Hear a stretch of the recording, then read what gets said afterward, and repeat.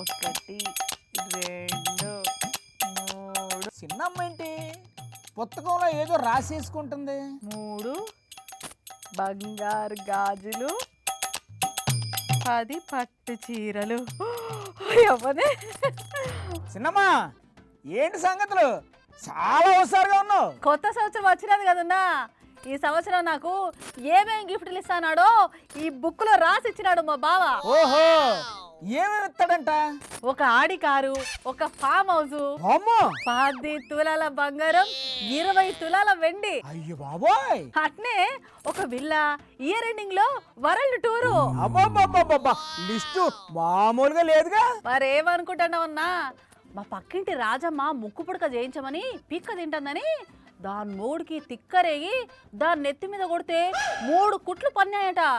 అట చూసే మా బావ బంగారం కదూ. అంతా బానే ఉంది కానీ అసలు వీటన్నింటికి ఖర్చు ఎంత అవుతుందో తెలుసా నీకు? తెలీదున్నా, ఎంత అవుతుందిన్నా? అది చెప్తా గానీ అసలే మీ బావ ఎంత సంపాదిస్తాడేంటి? ఎంతన్నా, పొట్టకు బట్టకి సరిపోతాండాది. మరి ఆ మాత్రం సంపాదనతో ఇవన్నీ కొనిస్తాడంటే నువ్వెలా నమ్మవుసినమ్మా? తప్పకుండా ఇస్తానని ప్రామిస్ చేసినాడున్నా. అసలు మీ బావ ఏటి చేస్తాడు చెప్పు ముందు. ఈ మధ్యనే రాజకీయాల్లో చేరినాడున్నా. అది అలా చెప్పు. అందుకే అలా నోటుకొచ్చిన హామీలన్నీ ఇచ్చండి.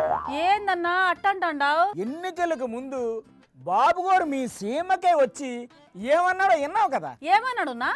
అటు చూడో పాలి. రాయచోటికి నేను హామీ ఇస్తున్నా. మొదటి హామీ, రాయచోటి జిల్లా ఉంటుంది, హెడ్ క్వార్టర్ గా ఇదే ఉంటుందని మీ అందరికీ హామీ ఇస్తున్నా. విన్నావా?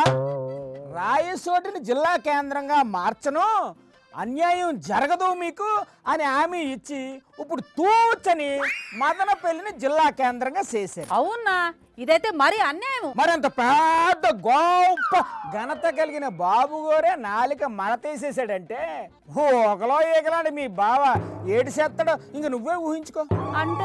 అంటే ఏముంది, బిస్కెట్. నువ్వేమో మా బావ బంగారం అని చెప్పి సంబరపడిపోతావు. ఓయమనే, ఇంత మోసమా? నాకు అప్పుడే డౌట్ వచ్చింది. నాతోని గేమ్స్ ఆడతాడా? రాని ఇంటికి వస్తాడు కదా, చాలా తీసుకొని బాటలు పెడతా. అట్లే ఈ విషయంలో ఊరుకునేదేలే.